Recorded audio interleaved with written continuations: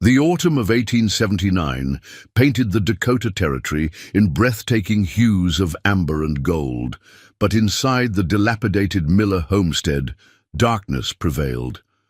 As the last rays of sunlight filtered through cracked windows, Elizabeth Miller, the eldest of three sisters, carefully counted the meager coins hidden in her mother's old tea tin. $23.42, all that stood between them and starvation since their mother's passing 3 months prior. At 22, Elizabeth had become mother to her younger sisters, Catherine, 19, with her quiet determination and skill with medicinal herbs, and Rebecca, just 16, whose artistic talents and gentle spirit provided rare moments of beauty in their harsh existence. Their father, Harold Miller, once a respected merchant in Boston, had deteriorated into a cruel, gambling drunkard after their mother's death, disappearing for days before returning to demand what little money the sisters had scraped together. Before we jump back in, tell us where you're tuning in from, and if this story touches you, make sure you're subscribed, because tomorrow I've saved something extra special for you. The sisters never spoke of how they had come to this remote corner of the Dakota Territory, how their father had fled Boston after embezzling from his business partners, how their mother had withered away from both illness and heartbreak in this unforgiving land, how they had once been daughters of privilege, educated and refined before disgrace had exiled them to this brutal frontier life. "Lizzie," Rebecca called from the window, "Father's coming, and he's not alone." Elizabeth quickly hid the tin behind a loose floorboard as Catherine gathered Rebecca close. The thundering of multiple horses approached, unusual for their father, who typically returned alone, stumbling from his horse in a whiskey-soaked stupor. When the door crashed open, Harold Miller stood flanked by 2 expensively dressed men. His bloodshot eyes held a triumphant gleam that Elizabeth had learned to fear. "Girls, show some respect," Miller slurred. "Meet Mr. Augustus Parker and Mr. William Crawford, owners of the Black Eagle Mine, most successful operation in the territory." Elizabeth noted the way both men surveyed them, not as people but as merchandise. Parker, the older of the two, had a face weathered by sun and ambition, his silver-streaked beard neatly trimmed against his expensive suit. Crawford was younger, perhaps 35, with cold eyes that lingered too long on Rebecca. "Fine-looking girls," Miller, Parker remarked. "Educated, you say?" "Finishing school back east for the older two," Miller boasted, as if he'd provided this luxury rather than their mother's family. "Youngest is a natural at figures and drawing." "Unusual refinement for this territory," Crawford added, circling Catherine slowly. "And you say they can cook, clean, manage household accounts?" Elizabeth stepped forward. "Father, what is this about?" Miller's expression darkened. "These gentlemen require wives. The territory's growing. They're building proper homes now, need proper women to run them." "We're not for sale," Elizabeth stated firmly, though her stomach tightened with dread. Parker laughed, the sound devoid of humor. "Spirited, that's good. The last one Crawford had was too meek, died within a year." "The last one?" Catherine whispered, her face paling. "Mining life is hard on delicate constitutions," Crawford replied with a dismissive wave. "But you girls look sturdy enough." Elizabeth positioned herself protectively before her sisters. "We won't be separated." "Don't need all 3, Parker shrugged. "I'll take the oldest. Crawford fancies the little one. Middle girl can go to Jameson at the Silver Crown operation." "He's looking too." "No!" The word exploded from Elizabeth with such force that even her father flinched. Miller grabbed her arm, fingers digging painfully into her flesh as he pulled her aside. "Listen here," he hissed, alcohol fumes enveloping her. "I owe these men more money than you'll see in a lifetime. They've agreed to clear my debts in exchange for you girls. It's done, Elizabeth. Papers signed this morning." "You can't sell your own daughters," she protested, though in her heart she knew the terrible truth. In this remote place, with no law but men's agreements, perhaps he could. Already have, Miller replied, releasing her arm. You leave tomorrow. Pack your things. After the men departed, the sisters huddled together in the small bedroom they shared, speaking in whispers. We have to run, Rebecca sobbed. Tonight. With what money? To where? Catherine asked, ever practical despite her fear. Winter's coming. We wouldn't survive a week. Elizabeth paced the small room. The mining camps are death traps for women. Once there, we'd never escape. Parker and Crawford have private security, men who enforce their will, and this Jameson might be even worse. I heard stories in town, Catherine said quietly, about Crawford's last wife. They say she didn't die of consumption at all. Rebecca's eyes widened with horror. Then what? Enough, Elizabeth interrupted, unwilling to burden her youngest sister with such darkness. We need a plan. As moonlight spilled through the window, Elizabeth made her decision. We'll take what money we have and head north toward the Pembina settlement. We have an old-school friend there. The sound of breaking glass interrupted her. Their father's angry voice carried from the main room, followed by unfamiliar voices. The sisters froze, listening. Changed my mind, Miller. Crawford's voice, no longer smoothly controlled, but rough with drink. Why wait till morning? I want to see what I'm buying tonight. Elizabeth quickly pushed her sisters toward the window. Go now. Head for the creek bed. Stay in the water to hide your trail. We won't leave you, Catherine insisted. I'll delay them, then follow. Elizabeth promised. Rebecca, take the money tin. As her sisters reluctantly slipped through the window, Elizabeth grabbed her father's old rifle from beneath the bed, unloaded, but they wouldn't know that. She positioned herself before the bedroom door, just as it crashed open. Crawford stood there, face flushed with whiskey and anger. Behind him, their father swayed unsteadily. Where are the other two? Crawford demanded. Safe from you, Elizabeth replied, raising the rifle. Crawford laughed. That old thing hasn't fired in years. He stepped forward confidently. Father sold. Us once today, Elizabeth said coldly. Curious he'd allow you to claim your property early, without additional payment. The words had their intended effect. Crawford turned suspiciously toward Miller. Is she telling the truth? You trying to double-cross me? As the men argued, Elizabeth edged toward the window. Her sisters would need her.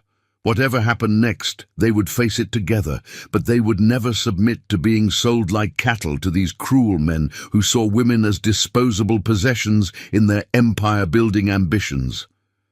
She slipped through the window into the cold night air, heart pounding. The vast Dakota sky stretched overhead, stars offering meager light as she ran toward the creek where her sisters waited. Behind her, angry shouts erupted from the house. Elizabeth knew the territory's harsh realities. 3 women alone faced nearly impossible odds of survival. But as she reached her sisters and they embraced tearfully, a new sound reached them. Horses approaching, not from the direction of their home, but from the north. Someone's coming, Catherine whispered. The sisters pressed together in the shadow of a large cottonwood, watching as 5 riders materialized in the darkness. Their silhouettes were distinctive, not the rigid postures of mining company men, but the fluid grace of those who lived in harmony with their mounts. Lakota, Rebecca breathed. Elizabeth tightened her hold on her sisters. The Lakota's relationship with white settlers had deteriorated as broken treaties, and the discovery of gold in their sacred Black Hills had led to increasing conflict. But these riders weren't moving with the urgency of a war party. As moonlight illuminated their faces, Elizabeth was struck by the youngest rider, perhaps no older than 20, whose keen eyes scanned the creek bed and locked directly on their hiding place. They've seen us, she whispered to her sisters. Stand tall, show no fear. The sisters rose together from their hiding place as the riders approached, uncertain whether they'd fled one danger only to encounter another in the unforgiving Dakota night. Preparing and narrating this story took us a lot of time, so if you are enjoying it, subscribe to our channel. It means a lot to us. Now back to the story. The 5 Lakota riders formed a semicircle before the Miller sisters, their horses standing eerily still in the moonlight. The leader, a broad-shouldered man in his mid-30s with twin eagle feathers tied into his long black hair, raised his hand in a gesture of peace. "You run from something," he said in accented but clear English. It wasn't a question. Elizabeth, still positioned protectively before her sisters, lifted her chin. "Our business is our own." The leader studied her face, his expression revealing nothing. "2 more men come," he stated simply, gesturing back toward the Miller homestead. "Angry men, with guns." Sure enough, the sounds of pursuit reached them. Shouting, the crash of undergrowth, Crawford's distinctive voice calling threats into the night. The youngest Lakota rider, the one who had first spotted them, spoke rapidly to the leader in their native language. Though Elizabeth couldn't understand the words, the urgency was clear. The leader nodded once, then addressed Elizabeth again. "I am John Thunder Eagle. These are my brothers." He indicated the others with a sweep of his hand. "We offer help." "Why would you help us?" Catherine asked, suspicion evident in her voice. John's expression darkened. "We know these mining men. What they do to the land, to people." A gunshot cracked through the night, far too close. Rebecca flinched, pressing against Elizabeth. "Please," Elizabeth said, decision made. "We accept your help." With swift efficiency, each sister was lifted onto a horse. Elizabeth found herself seated behind John Thunder Eagle, while Catherine and Rebecca were placed with his brothers. The youngest Lakota, introduced as Benjamin Thunder Eagle, led Rebecca's horse with particular care. "Hold tight," John instructed, and then they were moving, the horses navigating the darkness with surprising speed and silence. They rode north along the creek bed for nearly an hour before turning east into a densely wooded area that would have been impossible to traverse without the Lakota brothers' intimate knowledge of the terrain. Eventually, they emerged at a small clearing where a modest cabin stood, smoke curling from its chimney. "Our trading post," John explained as they dismounted. "Between worlds, safe for now." Inside, the cabin revealed an unexpected blend of cultures. Traditional Lakota items, beautifully crafted quill work, painted buffalo hides, shared space with American furniture and books. A woman with intelligent eyes and silver-streaked black hair greeted them in the Lakota language. "Our aunt, Mary White Feather," John explained. "She speaks no English, but understands more than she admits." The aunt assessed the sisters with a penetrating gaze before nodding and directing them to sit by the fire. She brought them steaming cups of a fragrant herbal tea, which Catherine identified as willow bark and mint after a cautious sip. As the brothers conversed in low tones near the door, Elizabeth finally asked the question that had been pressing on her mind. "Why do you have this place? A trading post so far from any settlement?" Thomas Thunder Eagle, the middle brother who appeared to be in his late 20s, answered, "Our father was half French trader, half Lakota. He taught us to move between worlds. When settlers came, he said knowledge would be our protection. Our father taught us to hunt and track," added Michael, the 4th brother. "Our Lakota grandfather taught us our traditions. Our aunt taught us to read and write English." Benjamin, the youngest, approached hesitantly, addressing Rebecca directly. "You're injured."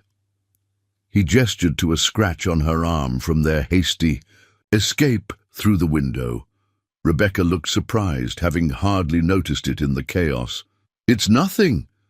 Mary White Feather appeared with a small clay pot containing a green paste, which she applied to Rebecca's scratch with gentle efficiency. "Our aunt knows healing plants," Benjamin explained, his eyes lingering on Rebecca's face with undisguised fascination.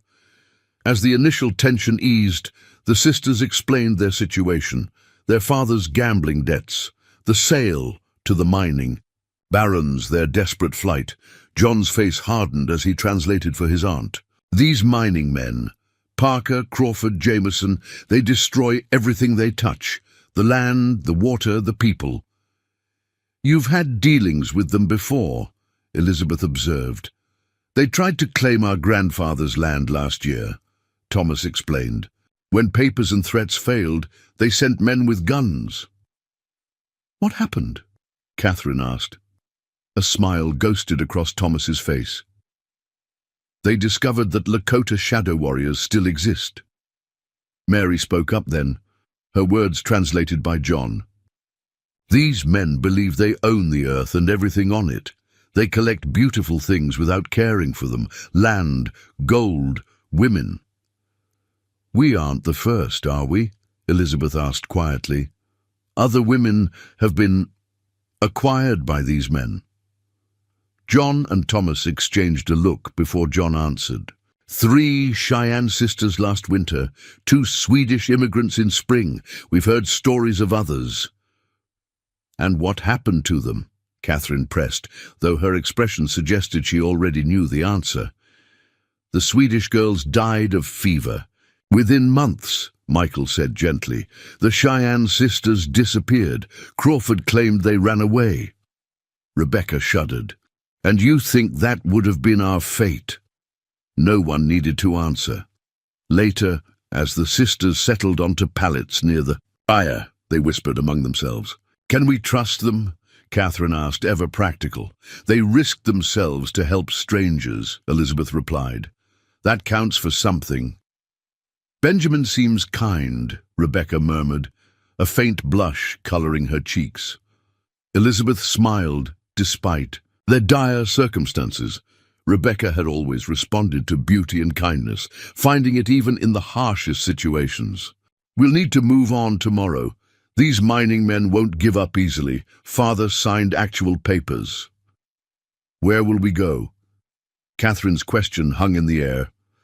Pembina is still our best option, Elizabeth decided. It's further north, outside the mining company's influence. We have enough money to start over if we're careful. Catherine nodded slowly. The Prescott family might take us in until we find our footing. Sarah Prescott and I exchanged letters until last year. Their whispered conference was interrupted when John approached, crouching nearby to avoid startling them. You should know, he said quietly, my brothers followed your pursuers. They returned to the mining camp, but they're organizing a larger search party for morning. They're offering rewards for your return. How much time do we have? Elizabeth asked. They'll begin at dawn, moving in expanding circles from your homestead. John's expression was grave. We can help you reach Pembina, but it will take time. 3 or 4 days if we avoid main trails. Elizabeth exchanged glances with her sisters. Why would you risk so much for us? John was silent for a long moment. Our grandfather taught us that all things are connected. What happens to the land happens to the people. These mining men poison both. The simple truth in his words resonated with Elizabeth. During their 3 years in Dakota Territory, she had watched the pristine landscapes transformed by mining. Operations, forests cleared, streams diverted and muddied, wildlife driven away. The same operations that brutalized the land seemed to breed brutality in the men who ran them. We'll leave at first light, she decided. John nodded approvingly. My brothers and I will guide you. Mary will remain here. This place must appear normal if searchers come. After he departed, Rebecca whispered, the youngest brother, Benjamin, he draws, like me. He showed me sketches of eagles in flight, Catherine smiled. I noticed Thomas watching you, Lizzie, not like Crawford did. Different. Elizabeth brushed aside her sister's observation, though she had indeed noticed Thomas Thunder Eagle's thoughtful gaze. We focus on reaching safety. Nothing else matters now. Yet as she drifted towards sleep, Elizabeth found herself reflecting on how quickly life could change course. Yesterday, they had been three desperate sisters trapped by their father's cruelty. Tonight, they had unexpected allies and a path forward, tenuous though it might be. Outside, the wind shifted, carrying the distant howl of a wolf. Mary White, Feather, still awake by the dying fire, looked up sharply. She moved to the window, scanning the darkness as if reading messages in the night. Her expression grew troubled as she added another log to the fire. The coming days would test them all in ways none could yet imagine. Dawn broke in a watercolor wash of pink and gold over the eastern horizon as the Thunder Eagle brothers prepared for the journey. James, the second eldest brother, who had remained mostly silent during the previous night's events, now took charge of organizing supplies with quiet efficiency.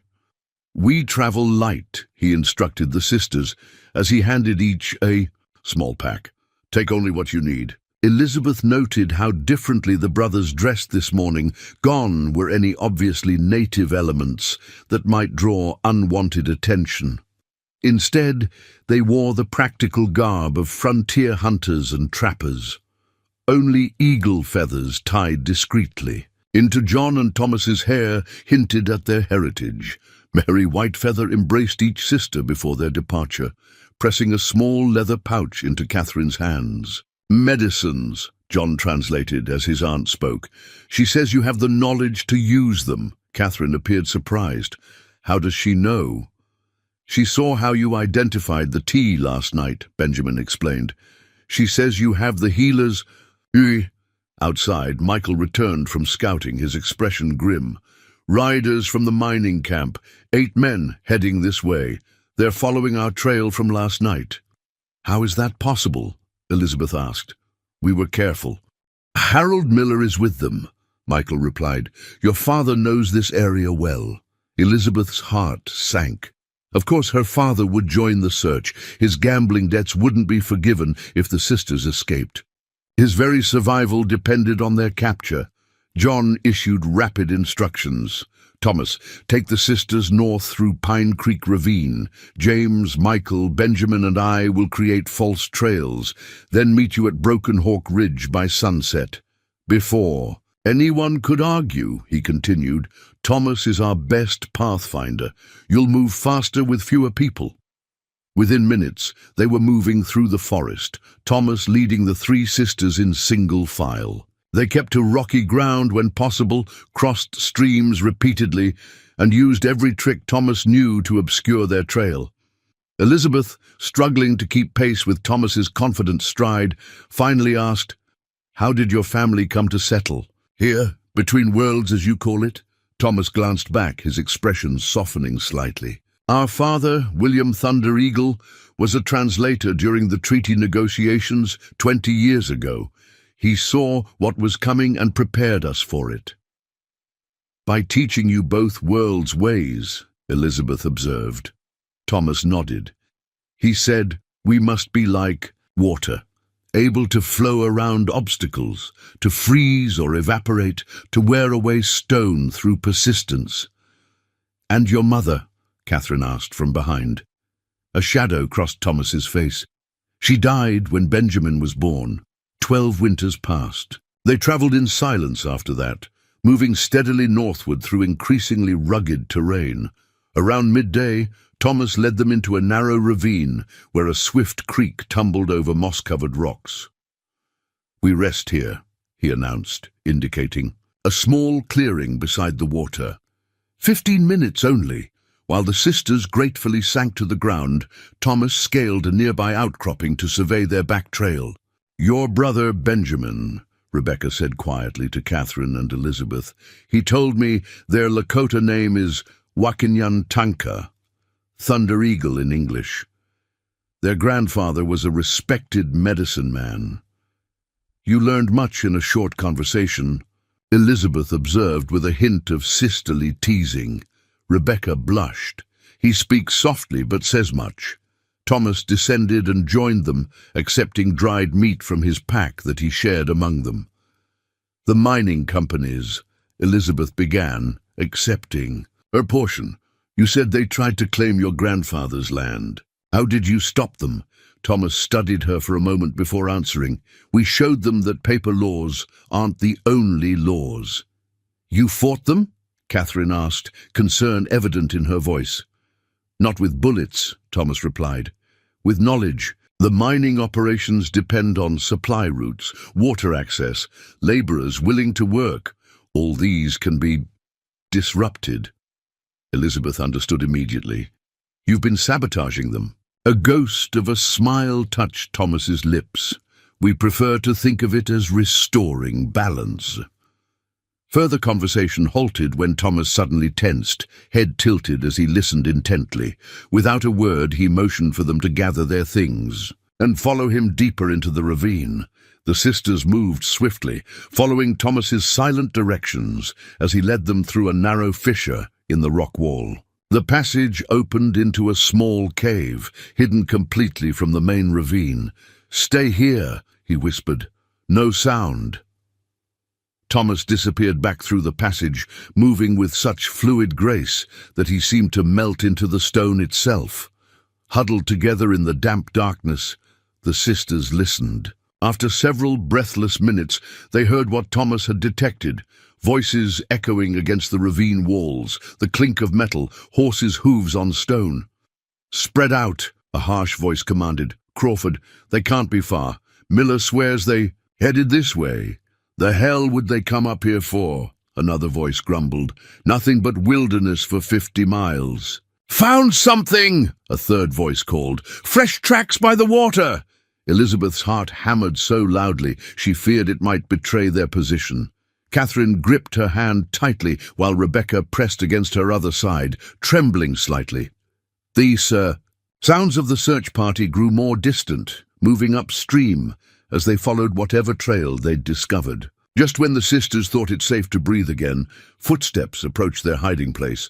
Thomas slipped back through the passage. "They found one of the false trails my brothers laid. It leads away from our route." "How did you know this?" "Place existed?" Catherine asked as they emerged from the cave. "Our grandfather showed us every hiding place in these hills," Thomas replied. "During the last war with the U.S. Army, these caves sheltered our people. They resumed their journey, now moving with even greater caution." Thomas set a grueling pace, clearly intent on reaching their rendezvous point before nightfall.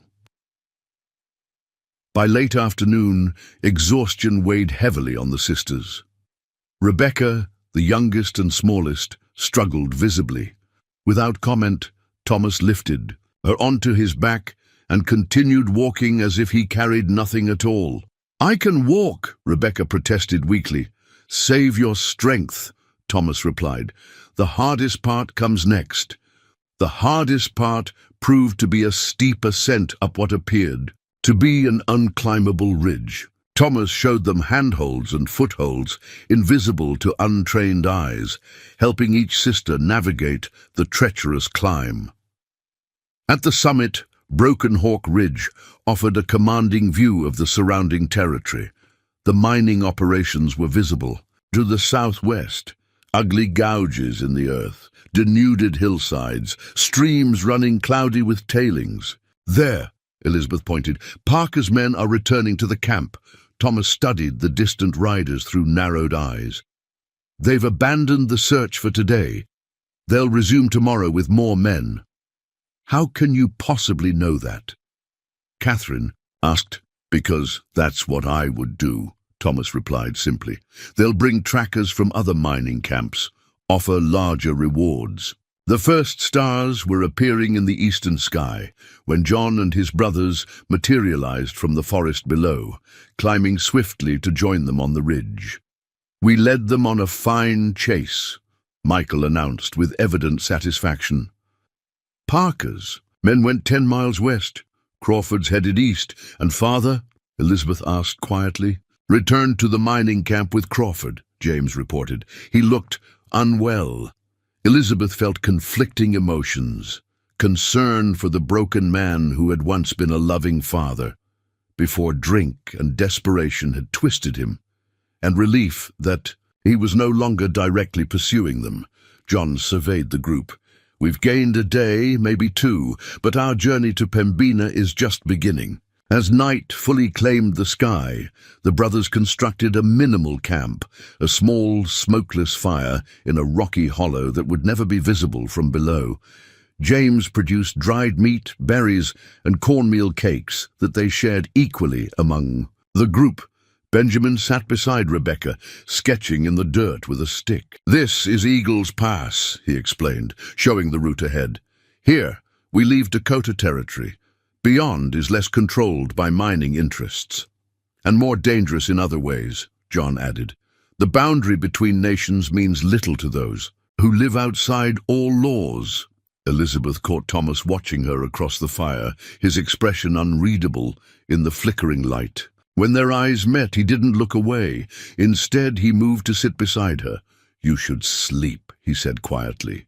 "Tomorrow we'll test your strength again." "Will we make it to Pembina?" she asked, too exhausted for pretense. Thomas was silent. "For a moment. I believe you will." Something in his phrasing troubled Elizabeth. "You say you, not we." Thomas gazed out over the darkened landscape. "The mining men have made this personal. Once you're safe, my brothers and I have unfinished business with them." Elizabeth suddenly understood. "You're using our escape as cover for something else." A smile briefly illuminated his stoic features. "You see much, Elizabeth Miller." As the fire burned down to embers, Elizabeth watched her sisters, Catherine deep in conversation with Michael about the medicinal plants of the region, Rebecca showing Benjamin her small sketchbook that she'd somehow kept safe during their flight. Despite their dire circumstances, they had found moments of connection. Elizabeth wondered what awaited them in Pembina and whether they were traveling towards safety or simply a different kind of danger. The Thunder Eagle brothers had proven themselves allies, but their mysterious agenda suggested complexities Elizabeth couldn't yet unravel. Above them, the Milky Way stretched across the night sky like a river of stars, constant, ancient, indifferent to the human dramas playing out beneath its light. The second day of their journey brought them into terrain unlike anything the Miller sisters had ever encountered. The forested hills gave way to stark, wind-swept plateaus, where ancient rock formations stood like sentinels against the vast Dakota sky. Eagles circled overhead, their piercing cries echoing across the empty landscape. "Eagle country," John Thunder Eagle explained as they paused atop a high ridge. "Sacred ground to our people." The group traveled in a different formation today. John and James took the lead, with Michael ranging far ahead as scout. Thomas guided Elizabeth directly behind his brothers, while Catherine and Rebecca traveled with Benjamin at the rear. "You're surrounded," Elizabeth observed to Thomas. "You've placed us in protective positions." Thomas nodded appreciatively at her perception. "The mining companies have informants throughout the territory. Not all dangers announce themselves with gunfire."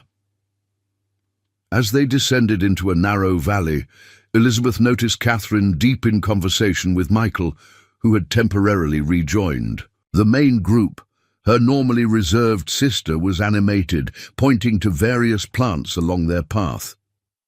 "Your sister has knowledge of plants that surprises Michael," Thomas commented, following Elizabeth's gaze. "He's our family's medicine keeper." "Our mother taught Catherine," Elizabeth explained. "She believed every woman should understand healing arts." "A wise woman," Thomas said simply.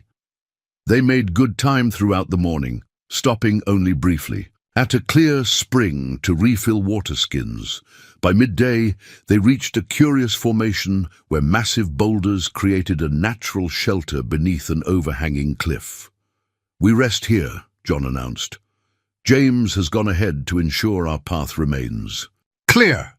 As they settled beneath the overhang, Benjamin produced small portions of pemmican, a dense mixture of dried meat, fat, and berries that provided remarkable sustenance for its size. Elizabeth noticed how carefully he ensured Rebecca received her share before taking his own. "Your brothers seem to know exactly where we're going," Elizabeth said to Thomas as they ate. "This isn't a route you created for our escape. You've traveled it before." Thomas studied her for a moment before answering. "This path connects sacred sites of our people. It's also used by those who wish to move unnoticed by territorial authorities." "Smugglers?" Catherine asked, joining their conversation.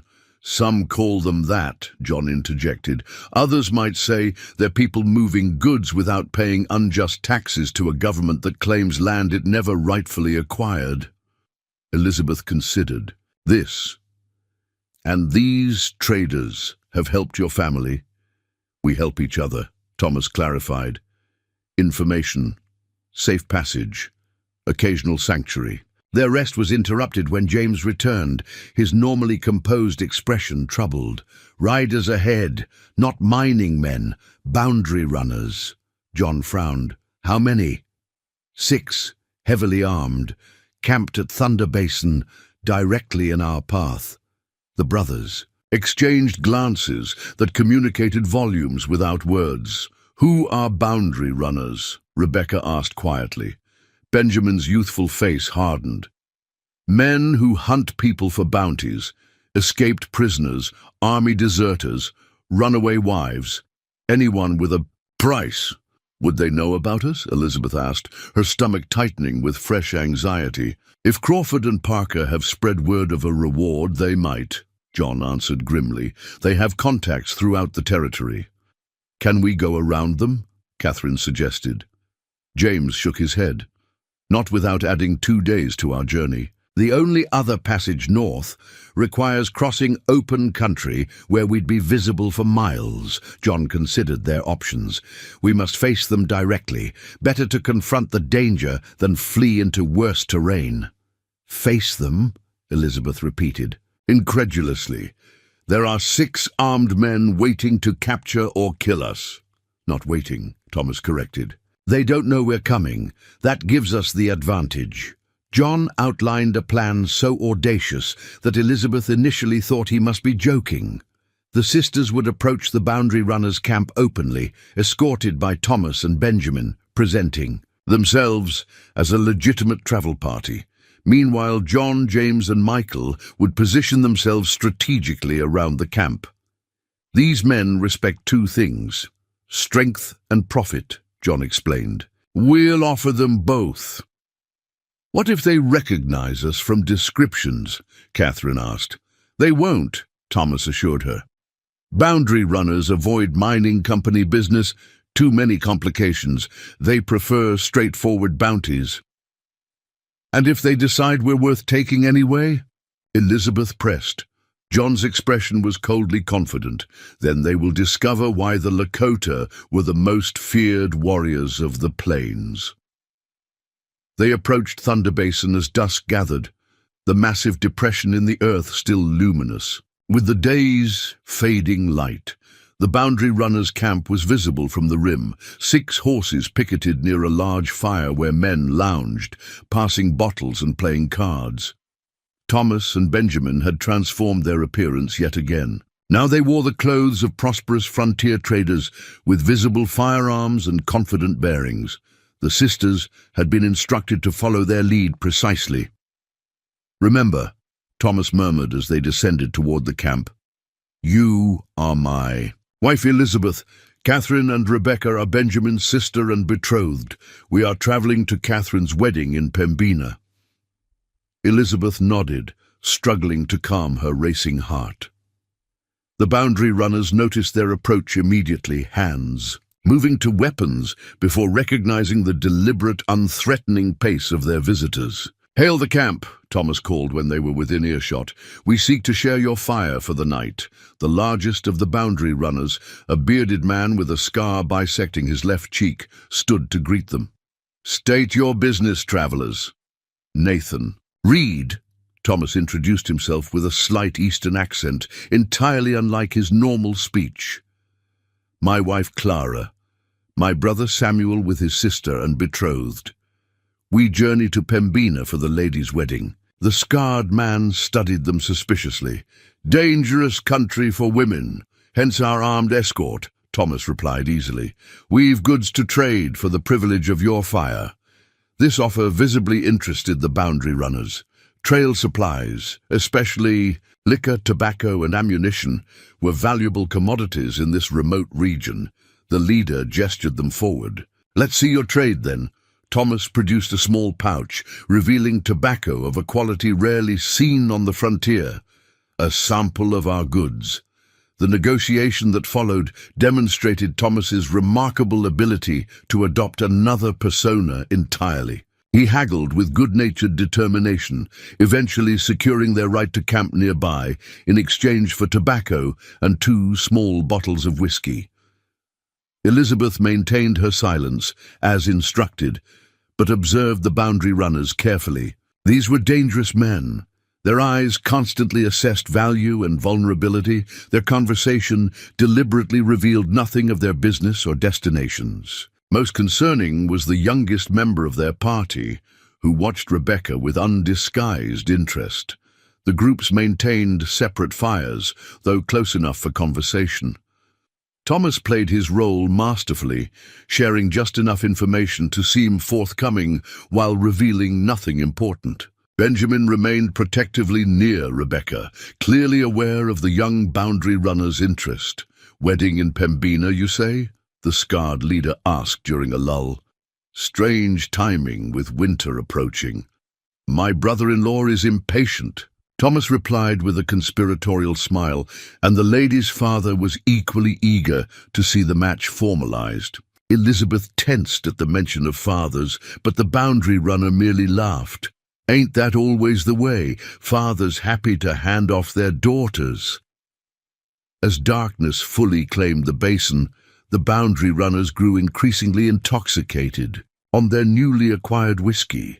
Their conversation became coarser, their gestures more expansive. The young one's attention to Rebecca grew bolder. "Pretty little thing," he called across the space between camps. "Too good for a half-breed trader." Benjamin's expression remained neutral, though Elizabeth saw his hand tighten on his knife. Thomas intervened smoothly. "My brother's betrothed is tired from our journey. We'll retire now." The young boundary runner stood unsteadily. "Maybe she'd prefer company with real men tonight." The tension crackled like lightning in the air. Elizabeth saw Thomas's hand move subtly toward his pistol.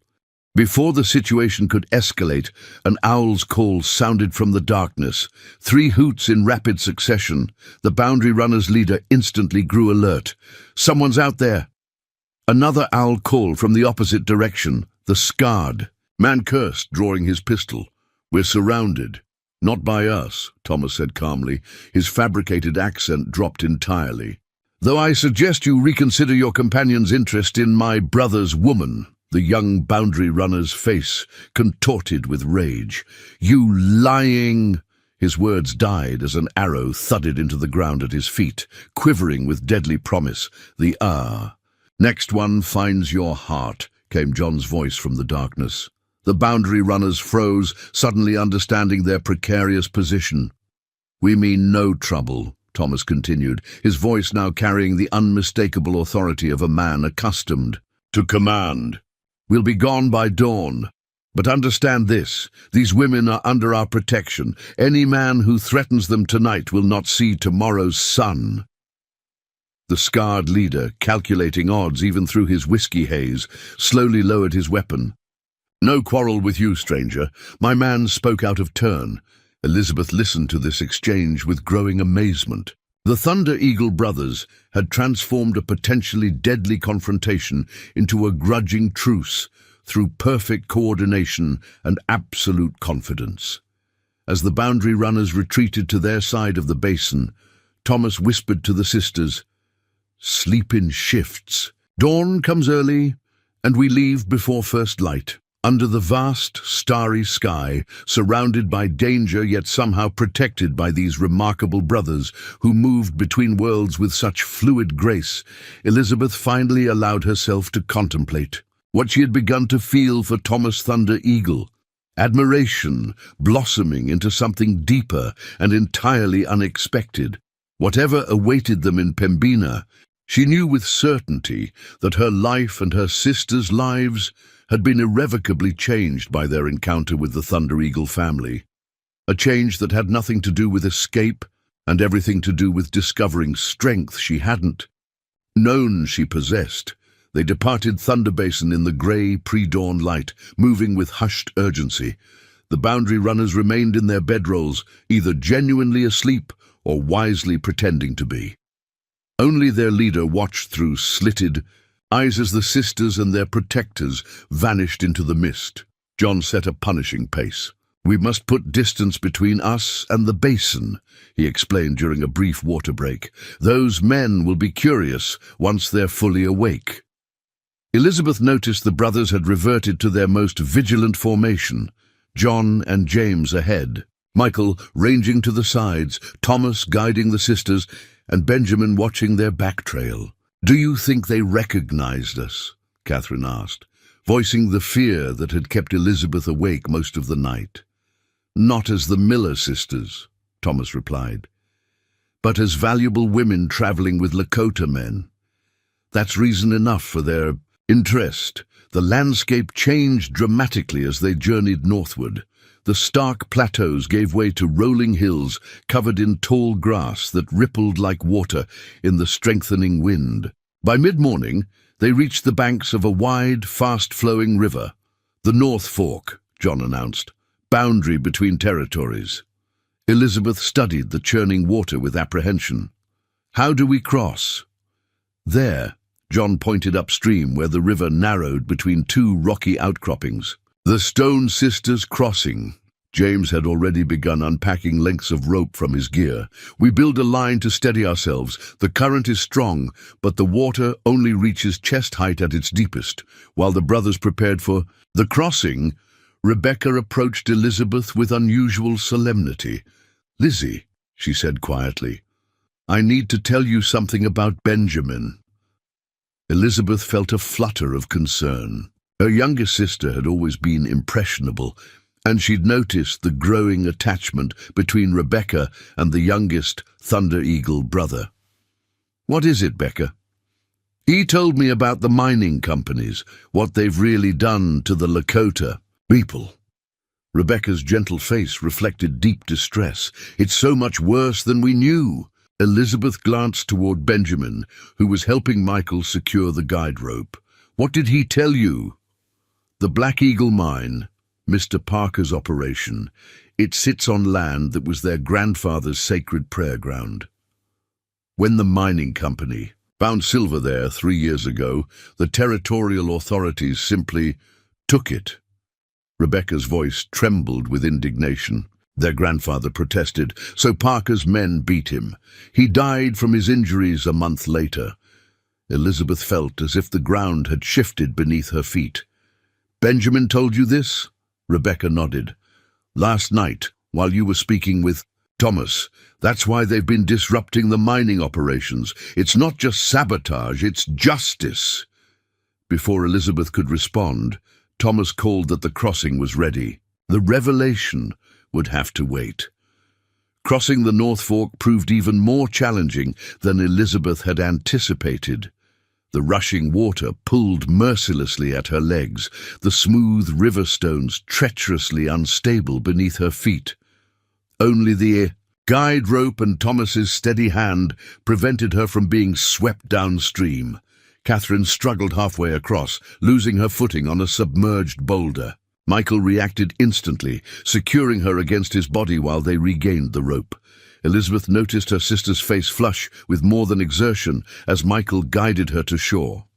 Rebecca, the smallest and lightest, faced the greatest difficulty. After watching her struggle against the current, Benjamin simply lifted her onto his back and carried her the remaining distance, his powerful frame barely affected by the rushing water. Once safely across, they paused to dry their clothes as best they could. The late October sun provided little warmth, and Elizabeth worried about the risk of illness from their sodden garments. Thomas addressed this concern without being asked. There's a trapper's cabin 2 hours north.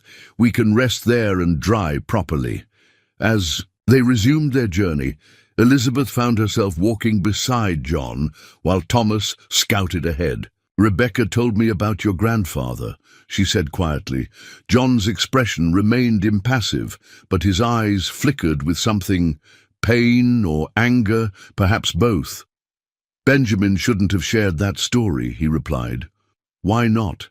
Don't we deserve to know why you're really helping us?" John studied her for several strides before answering. "We're helping you because it's right. The rest is our burden, not yours." "But it explains much," Elizabeth persisted. "Your knowledge of the mining operations, your determination to undermine them. This isn't just about helping 3 women escape. You're fighting your own war." A hint of a smile touched John's lips. "Thomas said you see more than most." "Are we part of your strategy against the mining companies?" Elizabeth asked directly. "Originally? Yes," John admitted. "Your escape creates confusion, diverts resources, damages their reputation. But now—" He glanced toward his brothers, each attentive to their assigned sister. "Now, I think our motivations have become more complicated."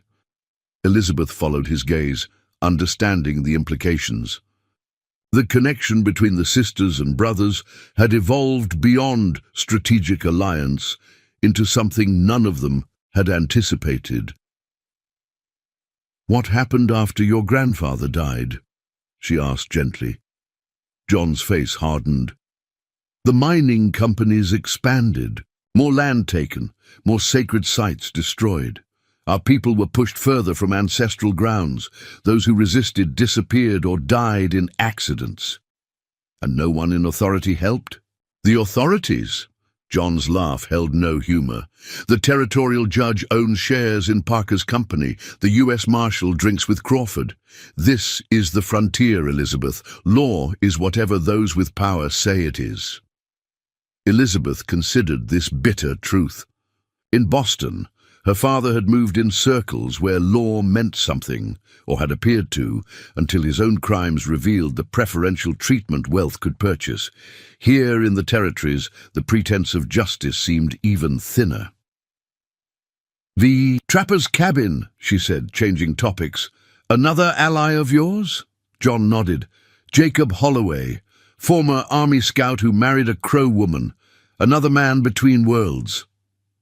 They reached the cabin by early afternoon, a sturdy structure nestled in a grove of cottonwoods near a small tributary. A tall, weathered man with a grey-streaked beard emerged at their approach, rifle ready until he recognized John. "Thunder Eagle," he called in greeting. "Unexpected company." "Holloway," John replied. "We seek brief sanctuary." The trapper surveyed the bedraggled group, his keen eyes noting the sisters' eastern bearing despite their disheveled state. "Mining company business?" he asked. "In a manner of speaking," John answered. Holloway nodded once. "Then you're welcome. Wife's away visiting her people, but there's stew in the pot and space to dry by the fire." Inside, the cabin revealed a fascinating blend of cultures. Cured animal pelts hung alongside intricate beadwork. Trapping tools shared space with traditional Crow artifacts. European books rested on shelves next to parfleche containers. "Your wife is Crow, not Lakota," Catherine observed to Holloway as he served them bowls of rich venison stew. "Do your peoples not have historic conflicts?" The trapper smiled. "Tribal boundaries mean little in a world where all natives face the same threat. Morning Sky and I understood that before most." As they ate, Holloway shared news that caused the brothers to exchange concerned glances. Crawford's men passed through. 3 days ago, he reported, asking about 3 sisters traveling north, offering substantial rewards. 3 days ago? Thomas frowned. "That's not possible. We only escaped 4 days past, and they were searching in the wrong direction." "Unless they anticipated your route," Holloway suggested, "or someone informed them." Elizabeth felt a chill. That had nothing to do with her damp clothes. How would they know we'd head for Pembina? Perhaps they don't. James spoke up from his position by the window. Perhaps they're simply blocking all northern routes, Holloway nodded thoughtfully. They've certainly been thorough, checking every settlement, posting men at river crossings, unusually determined even for Crawford. What aren't you telling us, Mr. Holloway? Elizabeth asked, sensing the trapper's hesitation. Holloway studied her appraisingly before responding. Crawford's been telling people these sisters stole something valuable, something irreplaceable. That's absurd, Catherine protested. We took nothing but our mother's jewelry and our own clothing. There's more, Holloway continued reluctantly. He claims one of you killed a man during your escape. The sisters stared at him in shock. That's an outright lie, Elizabeth said firmly. We harmed no one. Someone did, Holloway replied. Crawford's foreman was found dead the morning after your departure, shot in the back. The implications hung heavily in the room. Crawford wasn't just pursuing runaway property, he was hunting alleged murderers. In frontier justice, such accusations rarely required evidence, particularly when directed at women in the company of native men. As the sisters absorbed this disturbing news, Benjamin returned from checking their back trail, his expression grim. Riders coming from the south, he announced. Moving fast, 6 men heavily armed. The boundary runners, Thomas concluded. They must have recognized the sisters after all. Holloway moved with surprising speed for his age, grabbing extra ammunition and a second rifle from a cabinet. There's a root cellar beneath the floor, he said, pulling back a rug to reveal a trapdoor. Won't hold all of you, but the women at least. John shook his head. We can't involve you in this, Holloway. I involved myself when I married Morning Sky, the trapper replied evenly. Choose quickly. They'll be here within minutes. As the brothers conferred rapidly in Lakota, Elizabeth made her own decision. Pulling Catherine and Rebecca close, she whispered urgently, We can't keep running forever. These men won't stop, and we're putting the Thunder Eagles in increasing danger. What are you suggesting? Catherine asked, though her expression suggested she already knew. Elizabeth straightened her shoulders. It's time we fought back in our own way. We're not helpless Boston girls anymore. For the first time since their desperate flight began, Elizabeth felt something beyond fear and gratitude, a burning determination that their pursuers would soon discover was every bit as dangerous as the Thunder Eagle's arrows. No root cellar, Elizabeth announced firmly to the Thunder Eagle brothers. We won't hide while you risk yourselves for us again. Thomas looked as though he might argue, but something in Elizabeth's expression stopped him. What do you propose? He asked instead. We use their expectations against them, Elizabeth replied, her mind racing through possibilities. These men see us as helpless women, valuable property to be claimed. Let's show them otherwise. Holloway's weathered face broke into an unexpected grin. I like your thinking, miss. Reminds me of Morning Sky. With the boundary runners approaching rapidly, they devised a plan that relied on surprise and misdirection rather than direct confrontation. Holloway's cabin, built with the wariness of a frontier survivor, offered strategic advantages, multiple exits, defensible positions, and carefully placed windows that allowed those inside to observe anyone approaching. Boundary runners work. For profit, not passion, Holloway explained as they prepared. Show them this job isn't worth their trouble, and they'll seek easier prey. Catherine, who had remained quiet during the planning, suddenly spoke up. I have something that might help. From her medicine pouch, she extracted a small packet of dried leaves. Stinging nettle and devil's club. When burned, the smoke causes severe eye irritation and confusion. Michael looked at her with newfound respect. How do you propose we use it? Place it near the chimney, Catherine explained. When they surround the cabin, add it to the fire. The smoke will pour out both the chimney and any cracks in the cabin walls. Anyone close will be temporarily blinded. Perfect, Elizabeth nodded. That gives us our advantage. They worked swiftly, Positioning themselves throughout the cabin, the sisters refused to be sequestered in the back room as initially suggested. Instead, Elizabeth stationed herself near the front window with one of Holloway's spare pistols. Catherine prepared her makeshift smoke weapon by the fireplace, while Rebecca, to everyone's surprise, volunteered to act as visible bait. "They're expecting to find frightened women," she explained with uncharacteristic steel in her voice. "Let them see one, then learn their mistake." Benjamin, clearly uneasy with this plan, nevertheless helped position Rebecca near the front door, where she would be visible through the window, apparently alone and vulnerable. Within minutes they heard horses approaching. Holloway peered carefully. Through a crack in the shutters, 6 men, just as Benjamin reported, the scarred leader from Thunder Basin and his crew. Rebecca took her position, arranging herself to appear frightened and alone. The rest concealed themselves throughout the cabin, John and James at the rear exit, Thomas and Benjamin covering the side windows, Michael with Catherine near the fireplace, and Elizabeth crouched beneath the front window, pistol ready. The boundary runners approached with the casual confidence of men accustomed to easy victories. Their leader dismounted first, signaling 2 others to circle around back, while the remaining 3 approached the front door. "Trapper!" the scarred man called. "We've business with your visitors." When no response came, he gestured to his companions. "Check the windows." One man approached the front window, where Rebecca huddled visibly, his face lit with predatory satisfaction. "Got one of the sisters here, boss?" "Looks like the youngest." The leader grinned. "Excellent.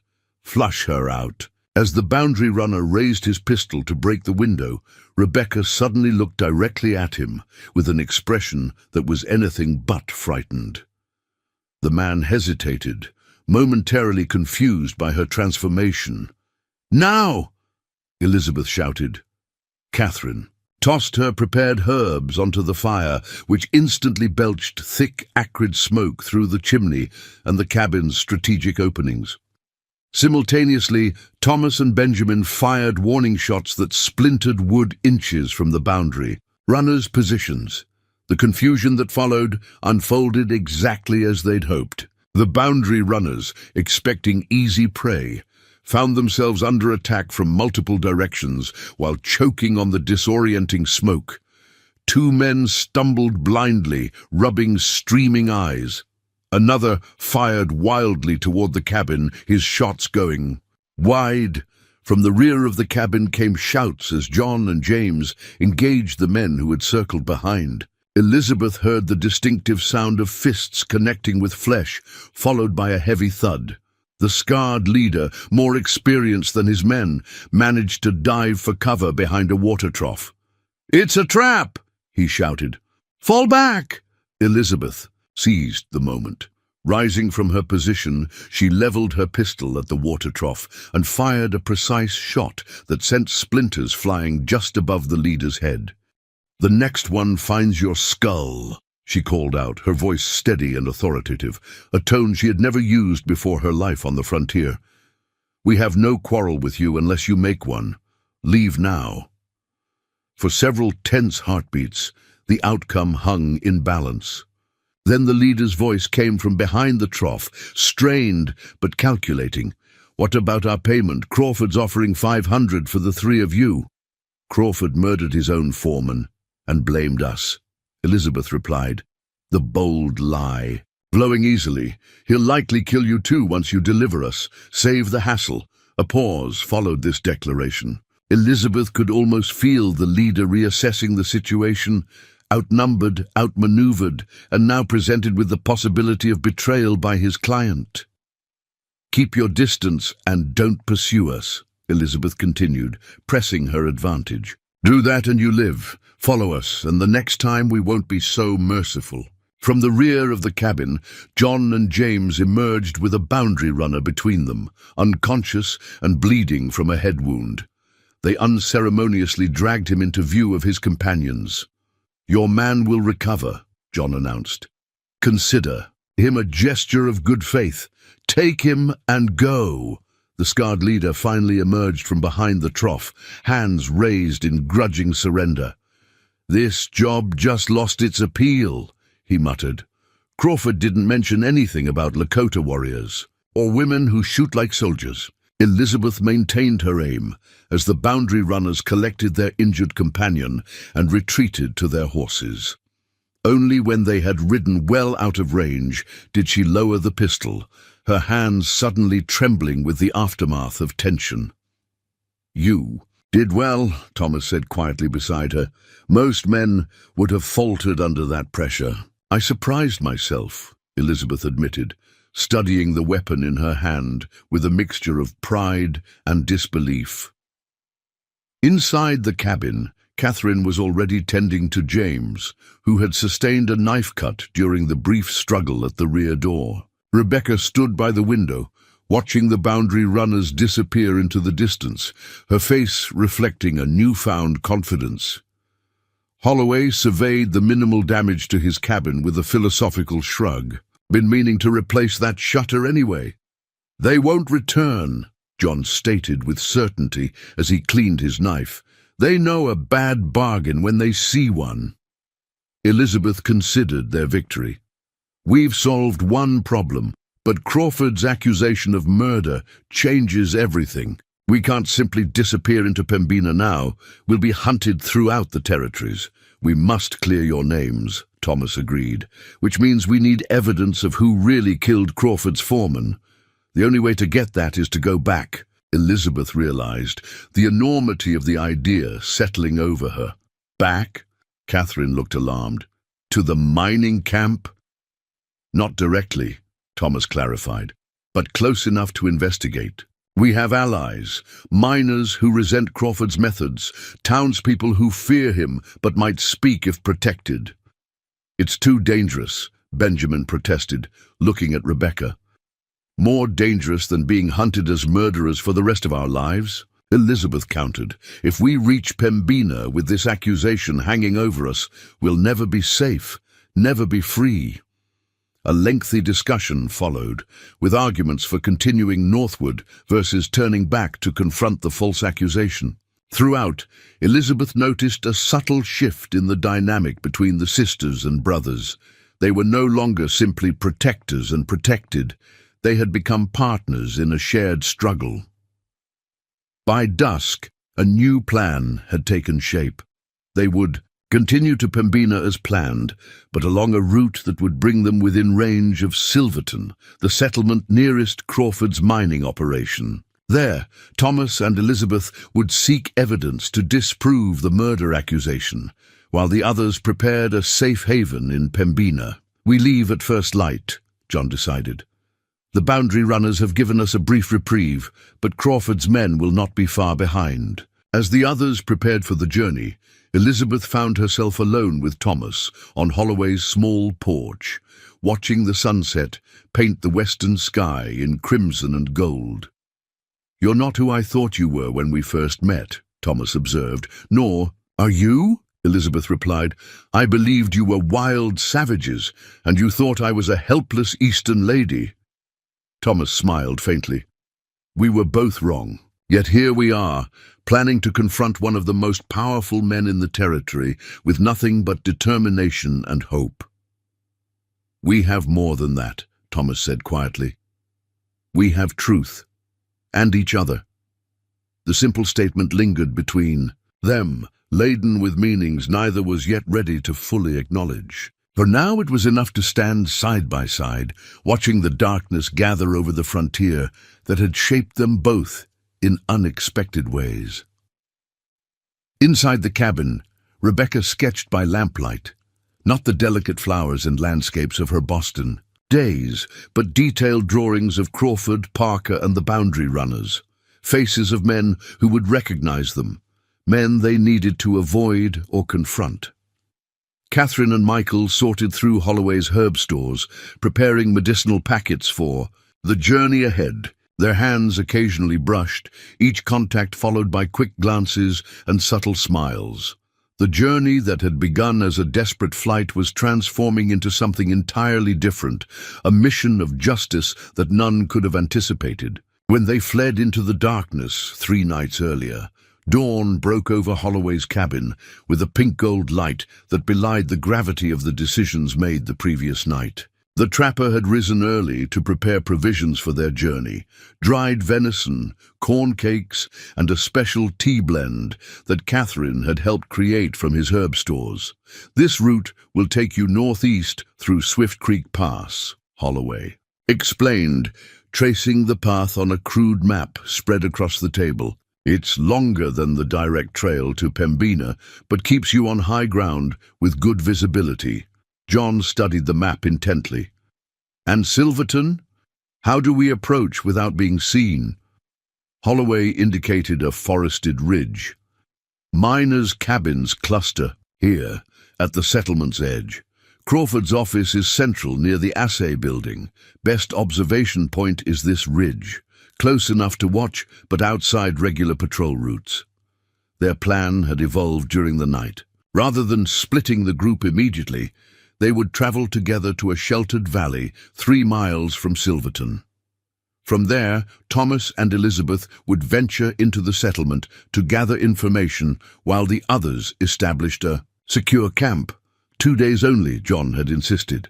"If you find nothing by then, we proceed to Pembina and seek legal means to clear your names." As final preparations were made, Elizabeth noticed Catherine speaking intently with Michael near the cabin's rear door. Her normally reserved sister had changed subtly over the past days, more confident, more willing to voice her opinions. Now she watched as Catherine handed Michael several small packets, likely medicinal preparations from her work the previous evening. "She's found her match," Rebecca observed quietly, joining Elizabeth. "Perhaps," Elizabeth acknowledged, "though these are hardly normal circumstances for courtship." Rebecca's expression grew serious. "Nothing about our lives has been normal since Father's disgrace.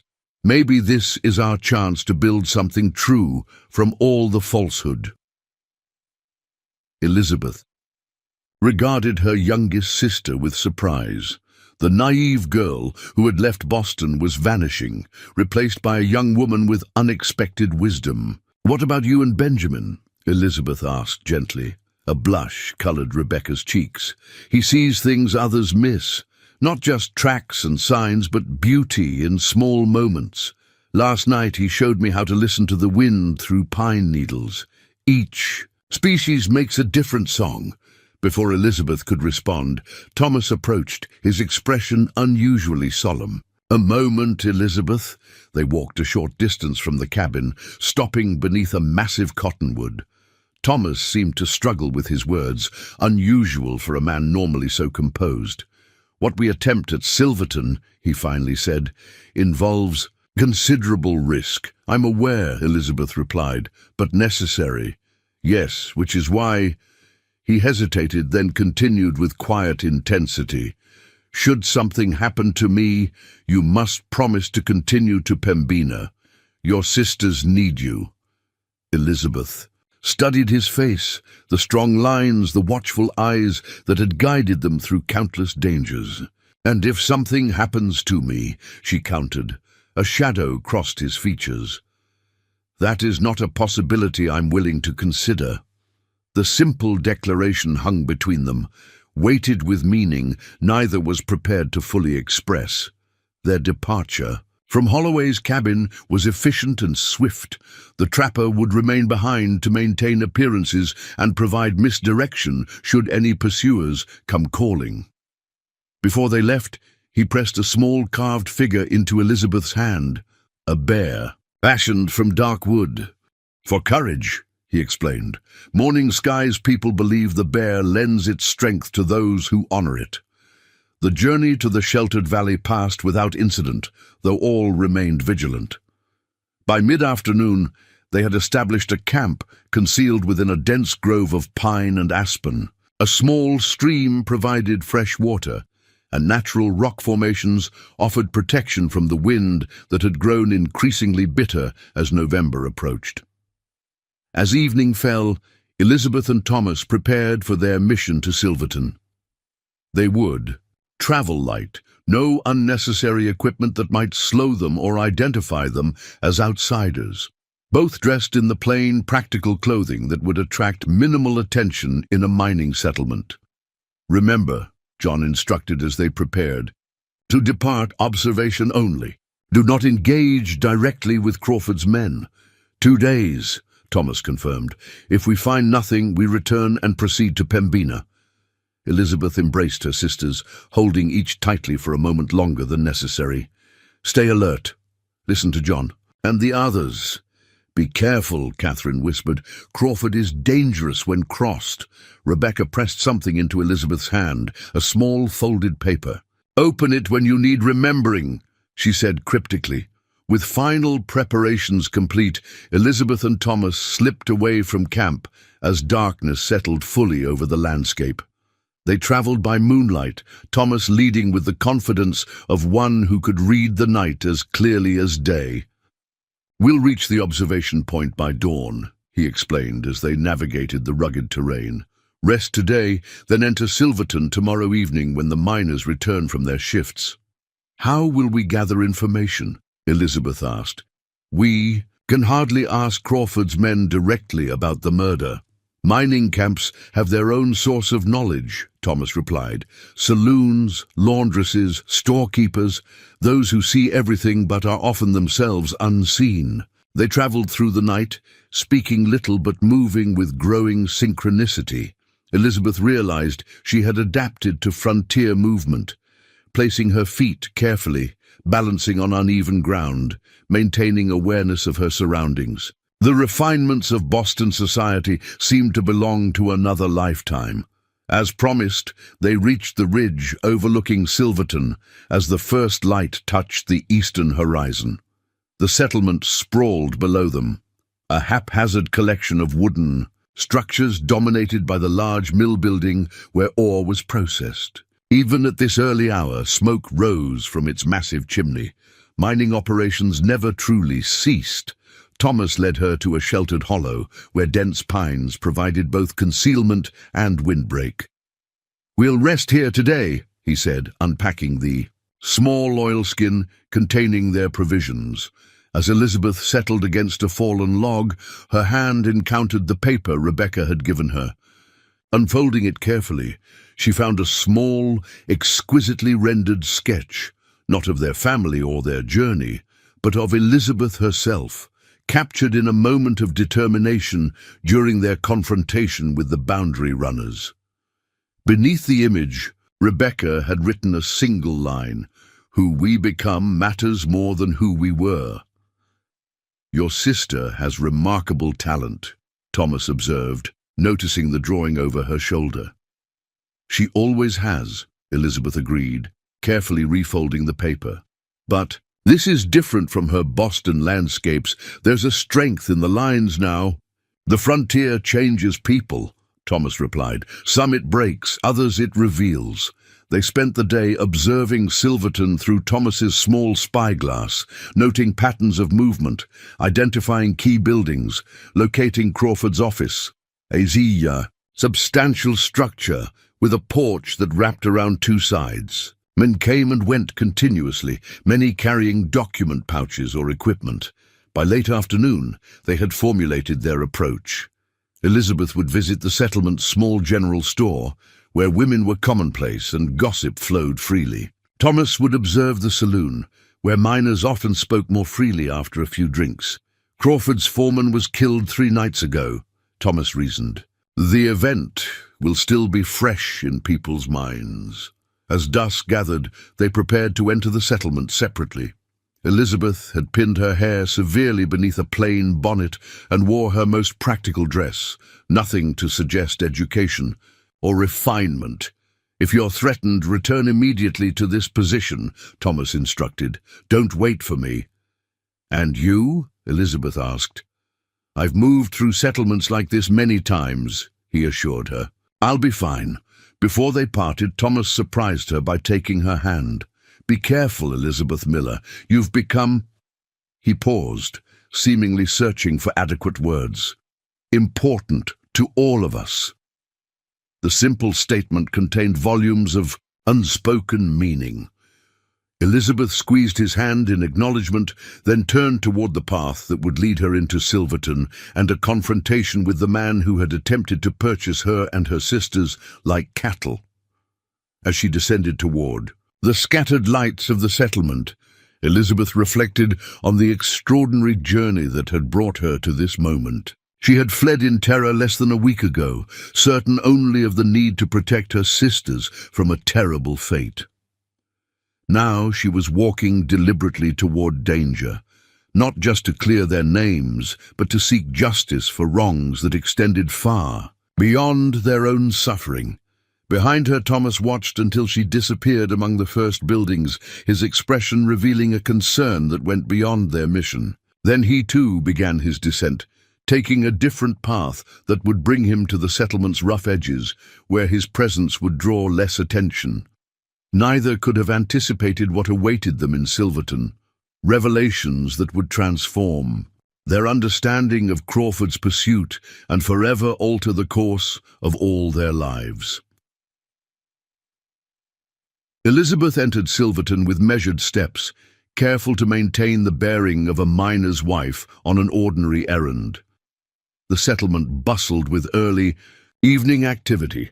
Shift workers returning from the mines, supply wagons being unloaded, women calling children in for supper. Despite its rough-hewn appearance, Silverton had the structured rhythm of a community built around the relentless demands of mineral extraction. The general store occupied a prominent position on the main street, its windows illuminated by oil lamps that cast a warm glow against the gathering darkness. Elizabeth adjusted her shawl and bonnet before entering, mentally rehearsing the persona she'd adopted. Sarah Johnson, recently arrived from Minnesota, seeking supplies while her husband worked a claim. A bell jangled as she pushed open the door. Inside, the store offered the eclectic inventory typical of frontier establishments. Tools and foodstuffs alongside fabric, medicine, and modest luxuries. The proprietor, a thin man with spectacles perched on a prominent nose, looked up from his ledger. "Evening, ma'am. Haven't seen you before." "Just arrived last week," Elizabeth replied, modifying her speech to eliminate any hint of her Boston education. "My husband's working the North Ridge claim." The shopkeeper's expression shifted subtly, interest mixed with something like sympathy. "North Ridge, Crawford territory." "That's right," Elizabeth confirmed, moving toward a display of fabric. "Need some heavy cotton for patching. Mining's hard on clothes." "Indeed it is, Mrs. Johnson. Sarah Johnson." As Elizabeth examined bolts of fabric, a woman emerged from the rear of the store, gray-haired, sharp-eyed, with the sturdy build of someone accustomed to physical labor. "Herbert, the coffee shipment needs checking," she told the shopkeeper, then turned to Elizabeth. "Don't believe we've met. I'm Margaret Wilson. My husband and I own this establishment." Elizabeth repeated her carefully crafted introduction. Mrs. Wilson's shrewd gaze suggested she missed little that happened in Silverton. "North Ridge," the older woman repeated. "Difficult area, particularly now." "Oh." Elizabeth affected innocent curiosity. "How so?" Mrs. Wilson glanced toward the door before lowering her voice. "Trouble there recently. Crawford's foreman was killed, shot in the back 3 nights ago. Settlement's been on edge since." "How terrible!" Elizabeth gasped with practiced shock. "Do they know who did it?" "Crawford claims it was some women who escaped his employ." Mrs. Wilson's emphasis suggested she understood exactly what such employment entailed. "But Ellie Baker, who does laundry for the company office, she says differently." Elizabeth's heart quickened, but she kept her expression neutral. "What does she say?" "That there was a terrible row between Crawford and Foreman Jenkins that night. Voices raised, threats made. Then Jenkins rode out alone, and by morning, he was dead." Mrs. Wilson's mouth tightened. "Crawford's blaming these women and their savage companions, but plenty wonder if it wasn't more domestic." This was precisely the information they had hoped to find. Elizabeth carefully steered the conversation, gleaning additional details while selecting items for purchase. Crawford and Jenkins had argued over money, specifically payment-related, to what Crawford called special acquisitions. Jenkins had apparently demanded a larger share. Crawford's got the territorial judge in his pocket, Mrs. Wilson concluded bitterly. Truth hardly matters when you own the law. Meanwhile, Thomas approached Silverton from the west, where miners' cabins stood in haphazard rows. He had darkened his face slightly with dirt, donned a miner's cap, and affected a slight limp, alterations that rendered him nearly unrecognizable. As the confident guide who had led the sisters through the wilderness, the saloon buzzed with activity. Thomas slouched at a corner table, nursing a whiskey he hadn't touched, ears attuned to the conversations flowing around him. Miners spoke freely here, loosened by alcohol and the camaraderie of shared hardship. Jenkins always was greedy, one bearded miner was saying, demanding extra percentage on every claim. Still, his companion replied, didn't deserve a bullet in the back. You believe Crawford's story about them women? A third asked. Seems convenient. Crawford's been strange lately, the bearded man observed, obsessed with finding those sisters, offering rewards beyond reason. It's that document they took, another miner interjected, lowering his voice to a conspiratorial rumble. Worth more than all the silver in his mines, from what I hear. Thomas stilled, focusing intently on this unexpected revelation. What document? The bearded miner asked. Don't rightly know, came the reply, but Jenkins was holding it over Crawford somehow. Something about land rights, original deeds or treaties. Whatever it is, Crawford's desperate to get it back. Thomas remained in the saloon another hour, absorbing every scrap of information. The picture emerging was far different from what they had assumed. Crawford wasn't merely pursuing escaped property. He was hunting something specific he believed the sisters had taken, something valuable enough to murder for. As arranged, Thomas and Elizabeth met at midnight behind the abandoned assayer's office on Silverton's edge. They exchanged discoveries in hushed tones, each revelation adding new complexity to their situation. We never took any document, Elizabeth insisted. We fled with only our mother's jewelry and the clothes on our backs. Yet Crawford believes otherwise, Thomas mused. Enough to fabricate murder charges and pursue you beyond reason. Could Jenkins have hidden this document among our belongings, Elizabeth wondered. Perhaps as insurance against Crawford. Their speculation was interrupted by the approach of heavy footsteps. Thomas pulled Elizabeth into the shadow of a woodpile as two men passed nearby, mining company guards making their rounds. Doubling the patrols tomorrow, one was saying. Crawford says the sisters might be nearby. Waste of time, his companion grumbled. If I was them, I'd be halfway to Canada by now. Crawford's offering $500 each now, says he needs them alive. Once the guards passed, Thomas turned to Elizabeth, his expression grave. We need to return to camp immediately. Crawford's expanding his search. They slipped away from Silverton, traveling with heightened caution through the darkness. Both recognized that what they'd discovered changed everything. This wasn't simply about clearing their names. They had stumbled into something far larger, a conspiracy involving land rights that potentially explained the Thunder Eagle brothers' conflict with the mining operations. As they ascended toward their observation point, Elizabeth realized they now possessed pieces of a puzzle they didn't fully understand, but one that might provide leverage against the man who had threatened everything they valued. The missing document, whatever it contained, could be the key to not just their freedom, but justice for the Thunder Eagle family and perhaps many others harmed by Crawford's operations. All that remained was to discover what the document was, where it might be found, and how to use it to ensure their survival. Dawn painted the eastern sky in delicate strokes of pink and gold as Elizabeth and Thomas returned to camp. Their expressions, a mixture of triumph and concern.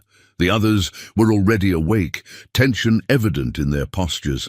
The Thunder Eagle brothers had maintained vigilant watches throughout the night, sensing the heightened danger their investigation had provoked. "Crawford killed his own foreman," Elizabeth announced without preamble as they gathered around the small fire. "And he's blaming us as a distraction from the real motive." She recounted the conversation with Mrs. Wilson while Thomas shared what he'd overheard in the saloon. The group listened in stunned silence, particularly when Thomas revealed the mysterious document that Crawford was so desperately seeking. John's brow furrowed deeply. "A document about land rights? Are you certain?" The miners spoke of original deeds or treaties, Thomas confirmed. "Something Jenkins was using to blackmail Crawford. But we took nothing," Rebecca protested. "Just our mother's jewelry case and—" "The strong box," Catherine interrupted, her normally quiet voice suddenly clear and decisive. All eyes turned to her. "What strong box?" Elizabeth asked, confusion evident in her tone. Catherine's face flushed slightly. "The night we fled, Father was unconscious from drink. When I took the money tin from beneath the floorboard, I found a small metal box I'd never seen before under his bed. I thought it might contain Mother's remaining jewelry, so I took it too." "You've had this all along?" Elizabeth's eyes widened in disbelief. Catherine nodded.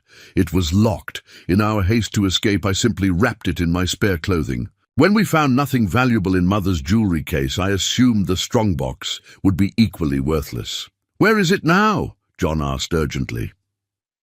Within minutes, Catherine retrieved the item from her modest pack, an iron box roughly 6 inches square with a sturdy lock. It bore no markings except a small etched number on its base.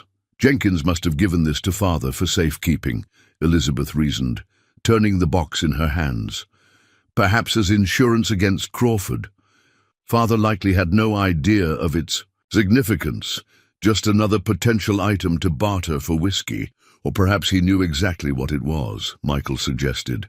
"Which would explain Crawford's immediate attempt to acquire you three after your father's gambling debt provided the opportunity." The implication hung heavy in the air that their father might have been complicit in Crawford's schemes, offering his own daughters in exchange for silence about whatever the box contained. "We need to see what's inside," Benjamin said, voicing what they all were thinking. John examined the lock carefully. "I can open this, but we should consider carefully what we do with whatever's inside. If it's valuable enough for murder, it's dangerous to possess." "We've already been accused of one murder," Elizabeth replied with quiet determination. "I'd rather know exactly what we're facing." James fashioned a pick from a metal file in his kit and with methodical patience worked the lock until it yielded with a satisfying click. The group held their collective breath as John lifted the lid. Inside lay several folded documents, yellowed with age but carefully preserved. John spread them reverently on a flat rock, his hands almost trembling. "Grandfather's mark," he whispered, pointing to a distinctive symbol at the bottom of one page. Thomas leaned closer. "These are the original boundary treaties, the true boundaries before the territorial government adjusted them to give mining companies access." "This map shows the original Lakota territories," John explained, indicating lines that encompassed land far more extensive than current reservations, including our grandfather's sacred prayer ground, where the main shaft of Black Eagle Mine now stands. As the group examined the documents, the full significance became clear. These were not mere historical curiosities, but legally binding agreements that had been systematically violated. With these original treaties, the Thunder Eagle family could challenge Crawford's claim to the land, potentially halting his operations entirely and requiring compensation for years of illegal mining. "Crawford built his entire empire on stolen land," Michael said, his voice tight with anger and vindication. And Jenkins discovered these documents, Elizabeth added, the pieces falling into place. He threatened Crawford with exposure. So Crawford killed him for it, Thomas concluded, then blamed you three to create a distraction while he searched for the documents. Rebecca, who had been studying the papers intently with her artist's eye for detail, looked up with sudden clarity. This is our salvation. These documents can clear our names and stop Crawford permanently. How do we use them? Catherine asked. We'd take them directly to the territorial governor in Bismarck, Rebecca proposed. Even if the local judge is corrupted, the governor would be forced to act on evidence this compelling. Bismarck is west, Michael noted. Far from our planned route to Pembina. John straightened, his decision evident in his posture. Bismarck it is. These documents represent justice, not just for the Miller sisters, but for our people and many others Crawford has wronged. Their plan formed quickly. They would travel west to Bismarck rather than continuing north to Pembina.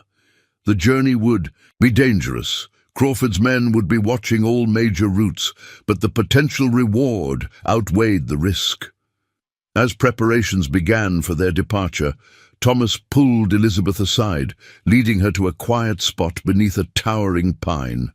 We never imagined, when we first saw you three running from your homestead that night, that our paths would align so completely, he said, his normally stoic expression softened by something Elizabeth had come to recognize as tenderness. From on property to be sold to partners in justice, Elizabeth replied with a hint of wonder. Neither of us is who we were a week ago. Thomas took her hands in his.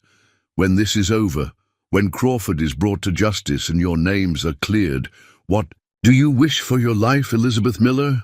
The question hung between them, weighted with possibilities neither had dared voice until now.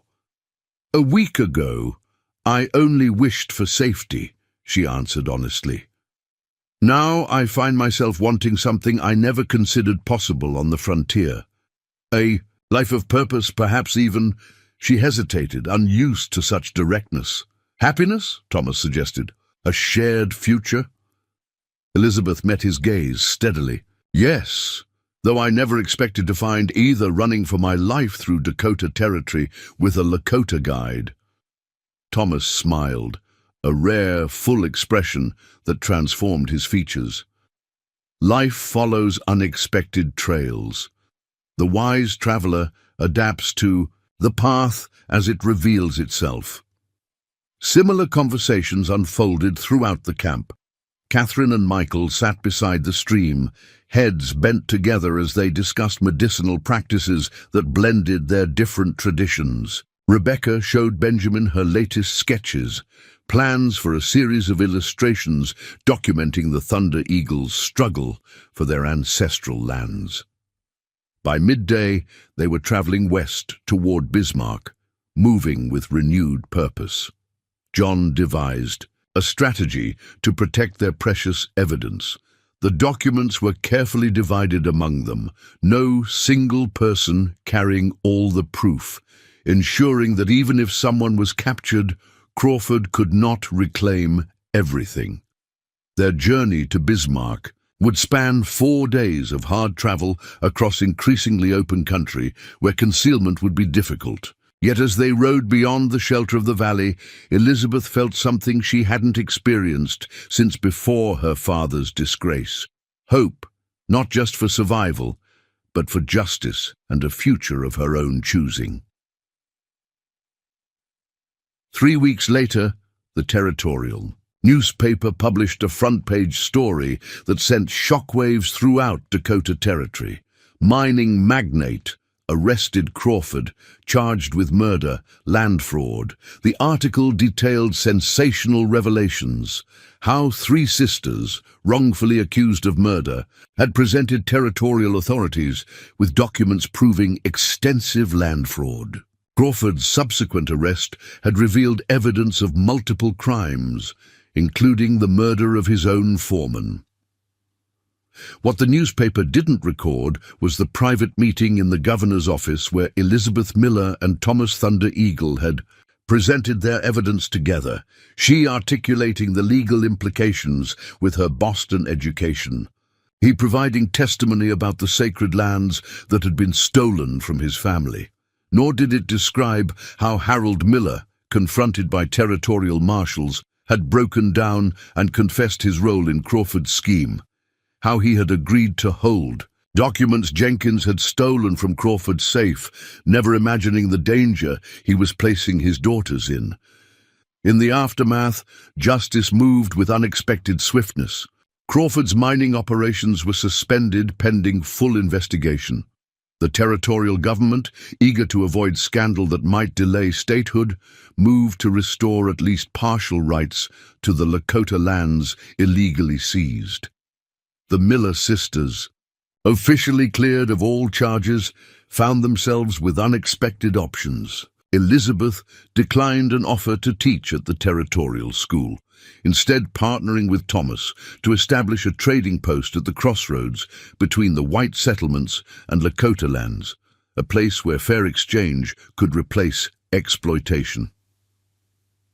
Catherine's knowledge of medicinal plants, combined with Michael's traditional healing practices, led them to open a small apothecary that served both native and settler communities.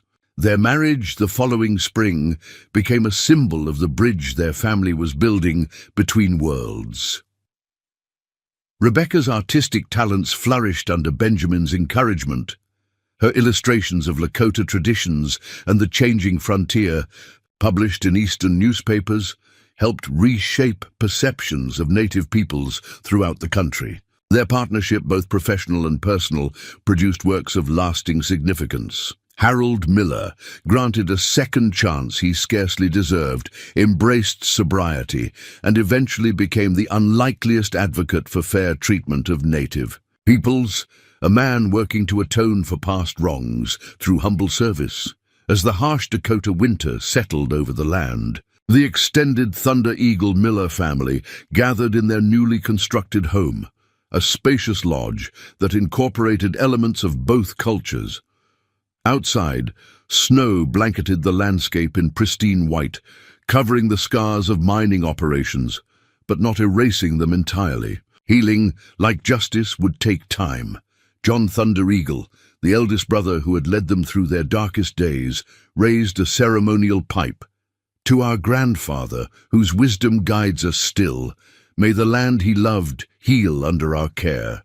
2 sisters who became warriors, Thomas added, his gaze meeting Elizabeth's across the fire. And to brothers who found partners worthy of their strength. Elizabeth smiled, reflecting on the extraordinary journey that had brought them to this moment. They had been sold as property, hunted as fugitives, and transformed by necessity into forces of justice. 3 Boston sisters, refined by education, but tempered by frontier hardship, had found not just safety, but purpose, and in the most unexpected place of all, they had found home. As the fire cast golden light across the faces of those gathered, Elizabeth recognized that their story was both ending and beginning. The document that had nearly cost them their lives had ultimately given them something far more valuable than safety. It had given them the chance to build a new world between the old ones, where different traditions could strengthen rather than oppose each other. Outside, the winter wind carried the distant howl of wolves across lands that would, with time and care, belong fully to neither settlers nor natives, but to a future they would build together. Up next, you've got 2 more standout stories right on your screen. If this one hit the mark, you won't want to pass these up. Just click and check them out. And don't forget to like, subscribe, and turn on the notification bell so you don't miss any upload from us. That's definitely something I want to do, and I'm going to explore options. This is the perfect time now to potentially also explore moving countries as well. So I'm putting like all the options out there, you know. I'm not going to dismiss any options for opportunities when it comes to jobs. So Yes, I would love to, Raven. I really want to live in Stockholm County. Um, I've also looked at Gothenburg. I'm probably mispronouncing it right now, but you know what I'm talking about, like just more south. I know that there is a tech market or there's a tech scene there. Not as big, of course, as Stockholm area, but yeah. You know, it's also perfect potential opportunity to relook at iTunes, right? I know. Or to move to a more affordable place. No, still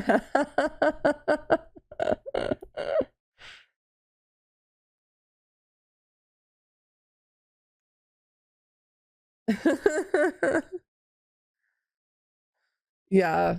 Oh, don't get me wrong. I absolutely adore Oregon. And Oregon, I think, is the very first state to pass a law for social health care. So they're the very first area